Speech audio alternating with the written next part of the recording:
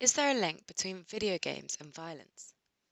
Do some kinds of video games cause violence? Scientific studies do not suggest a link.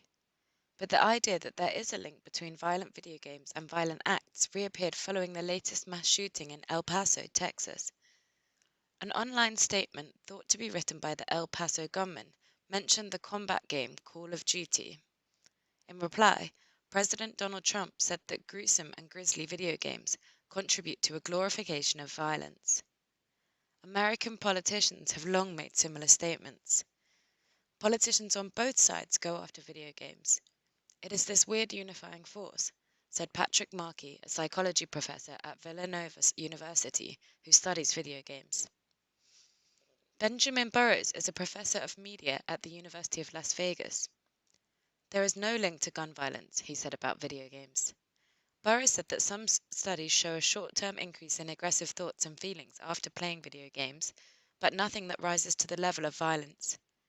Plenty of gamers get upset when they lose or feel the game was cheating, but it doesn't lead to violence, Burrows said.